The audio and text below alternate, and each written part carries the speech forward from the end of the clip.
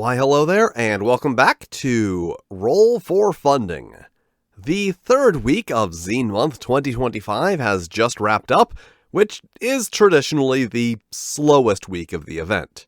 Week 1 is the big kickoff, Week 2 is people who were running late and missed the big kickoff, or thought they would stand out more with less competition, and Week 4 is for all the last-minute folks.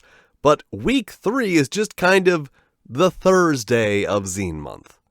So here are my picks for projects from aforementioned Thursday of Zine Month 2025. Starting with The Find, which is a chain journaling game, which is something of an interesting shift in the journaling game format, making it a multiplayer experience, but a consecutive multiplayer experience rather than simultaneous, like a lot of older video games.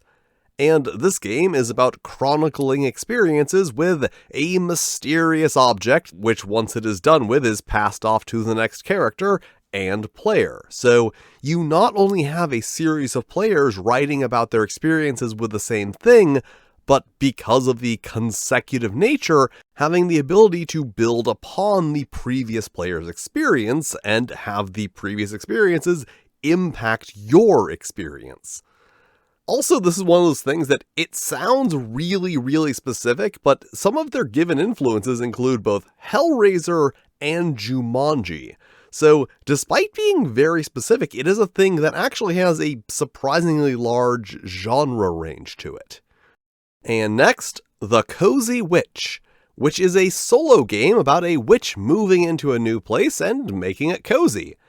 And beyond that, honestly, there's not a lot of information provided on this one, but, sometimes good vibes is enough, and this one seems to have some pretty good vibes. That's what the young people like, right?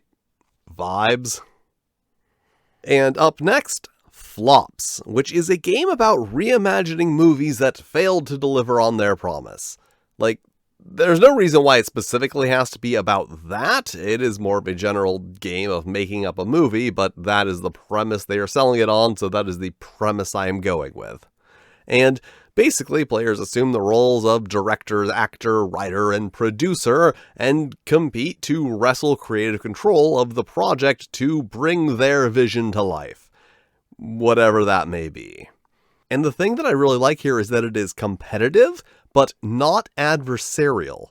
There are points, there is a winner at the end, and people do fight for control of the story, but overall the players are still all working towards a common goal instead of against each other.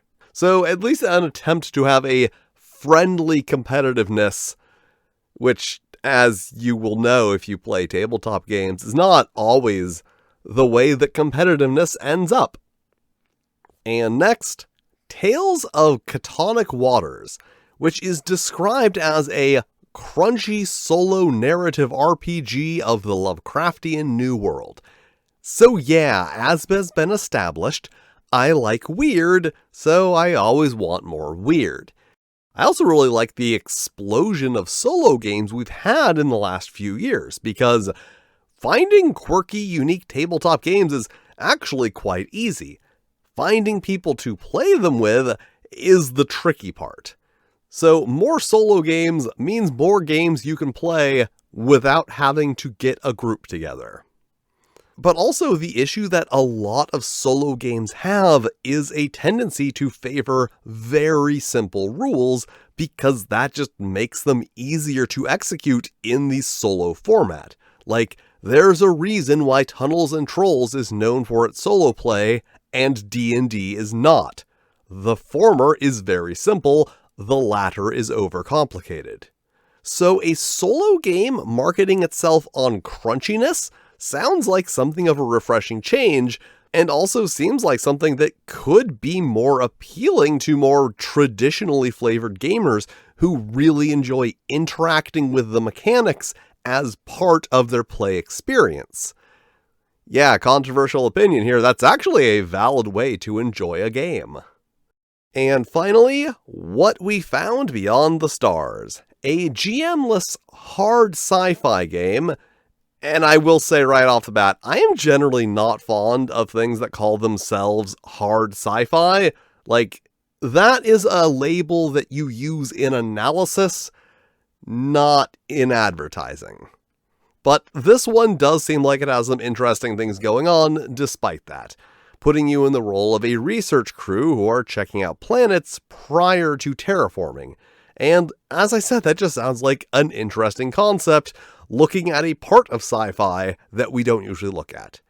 And also, I really like games that seem like they would probably have combat, but then go out of their way to not have combat and make it clear that they do not have combat. Not every game has to be a combat simulator. Not every game has to be a combat simulator. Like, yeah, there is danger, but it is danger to be overcome with creative problem solving and working together, not just shooting anything that moves with your space gun. Or space sword. And of course, what's the use of all these tabletop role-playing games without dice? And what are the dice without math? Which you can learn about in The Goblin Guide to Advanced Dice Rolling, an introductory guide to dice math and mechanics so easy even a goblin can understand. And the campaign is still going, and you should back it because I said so. And I'm an influencer, so you have to do what I say. That's how influencing works. And I will be back next week with the final week of Zine Month 2025. Unless they, cancel the last week of February, or add an extra week, or something like that. And thank you for watching. If you enjoy the wacky things I say and do, you can follow me on Blue Sky and or Tumblr. You can also join me live on Twitch, where sometimes things get a little weird. And extra special thanks to my Fightin' Flail Snails, Broken Unicorn, D-Stex, Hasterfan, Mix Woofers, Nikolai Snowtail, Puggo, Randy Mulholland, Renee D, Stephen Kramer, T. Leglar, Toshiro Kuro, and Tyro the Fox. If you want to be cool like them, check out my Patreon or YouTube channel memberships. Two different things that provide similar but distinct benefits. But if you don't want to do that, that's cool too. You can still hit all the lovely buttons, like, subscribe, these other videos that have mysteriously manifested from the ethers, which I am sure are lovely videos that you will also enjoy. And I will see you next time.